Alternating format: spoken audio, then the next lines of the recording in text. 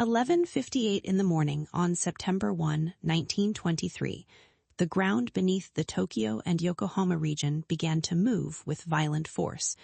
People were cooking lunch, working in shops, riding trains, walking through streets, and living inside one of the most crowded urban regions in the world.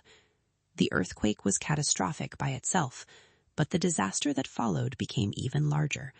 Fire, wind, collapsed buildings, broken water systems, rumor, and social violence turned a seismic event into a national trauma. The Great Kanto earthquake struck a region built from dense neighborhoods, wooden houses, narrow lanes, industrial waterfronts, rail corridors, schools, temples, offices, and military facilities. Modern Japan had transformed rapidly, but many parts of the capital remained highly vulnerable to fire. Urban growth had outpaced safety. The quake revealed that a city is not only buildings on land. It is fuel, water, roads, communications, habits, inequalities, and emergency systems waiting to be tested at the same time. The timing made the catastrophe worse. Near noon, cooking fires and stoves were active across countless homes and businesses. When structures collapsed, flames spread from damaged interiors into streets filled with debris. People who survived falling roofs now faced fire moving through broken neighborhoods. A disaster can change form quickly. In Kanto, the first emergency was shaking ground. Within hours, the dominant enemy was flame carried by wind through a city that had lost many tools needed to fight it. Tokyo's water mains were damaged, roads were blocked, and telegraph and telephone lines failed. Firefighters and soldiers confronted a city whose normal systems had been broken by the very event that required them. Bridges, canals, and open spaces became escape routes or traps, depending on location and timing. Families gathered belongings, searched for relatives, and moved through smoke without reliable information. The modern city suddenly depended on improvisation, rumor, courage, and luck. In Yokohama, destruction was also immense. The port city, with foreign businesses, warehouses, docks, homes, and crowded districts, suffered violent shaking and devastating fires. Waterfront areas were crushed and burned. Ships, consulates, commercial buildings, and residential streets all became part of the disaster landscape.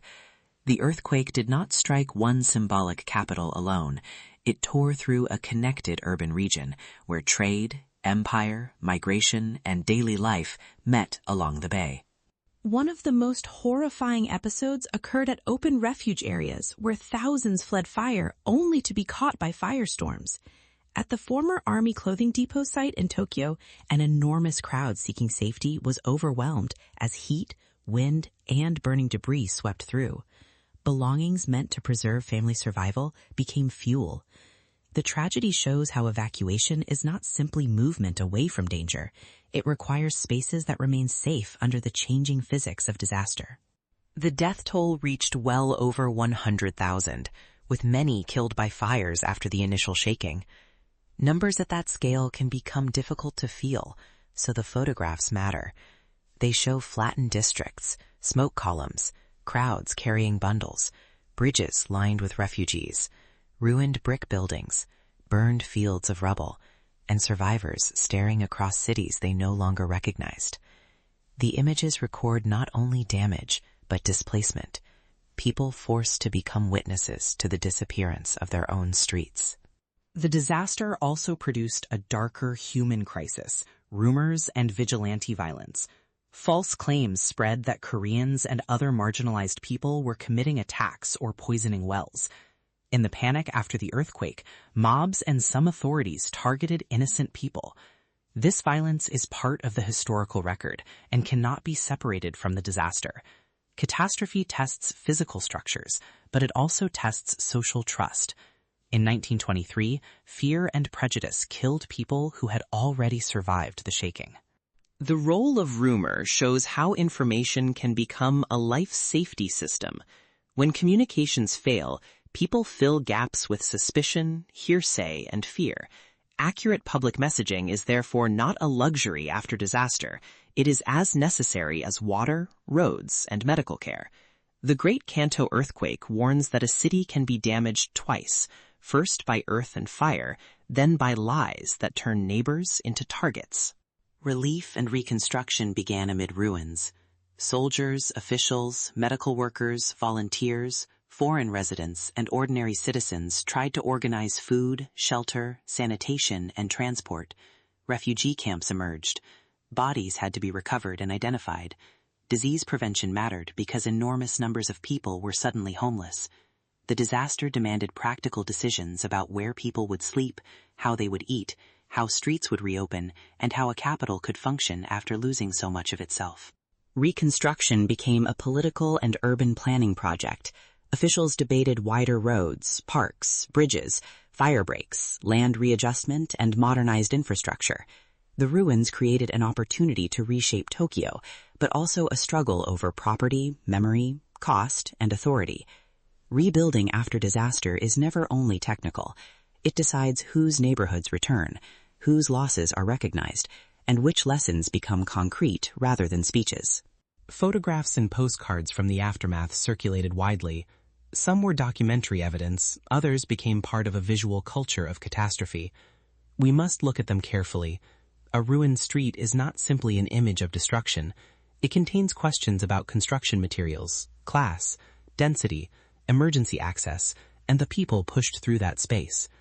Archive images are strongest when they return us to lived conditions, rather than letting disaster become spectacle. The earthquake also influenced science and emergency planning. Seismology, building standards, fire prevention, and urban resilience gained urgency. Japan already understood earthquakes, but Kanto showed the compound nature of urban disaster. Ground motion, fire, infrastructure failure, evacuation, misinformation, and social violence interacted. Modern risk planning uses the word cascading. Kanto demonstrated cascading disaster before the term became common in emergency management. International observers watched closely because Tokyo and Yokohama were global cities. Aid, reporting, diplomatic concern, and commercial anxiety crossed borders. The disaster affected shipping, finance, migration, and perceptions of Japan's modernization. But outside attention often focused on scale and shock. For survivors, the event was more intimate. A missing child, a burned shop, a collapsed home, a family photograph lost, a familiar bridge turned into a line of refugees. The memory of the Great Kanto earthquake remains complicated because it includes both natural force and human responsibility. No society can prevent tectonic movement, but societies decide how buildings are made, how fires are contained, how rumors are answered, how minorities are protected, and how reconstruction is conducted. That distinction matters. Calling everything natural can hide the decisions that turn shaking into mass death. Today, Disaster Prevention Day in Japan is tied to September 1, keeping the earthquake in public memory as a practical warning.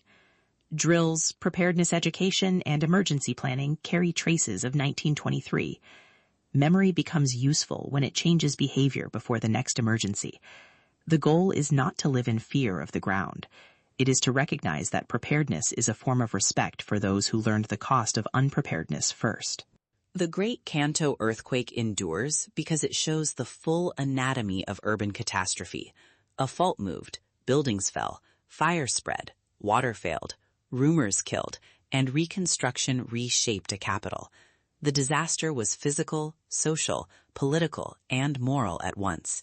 Its lesson is not only that earthquakes are dangerous, it is that cities must prepare for the chain reaction after the first shock, because survival depends on what remains trustworthy when the ground stops moving.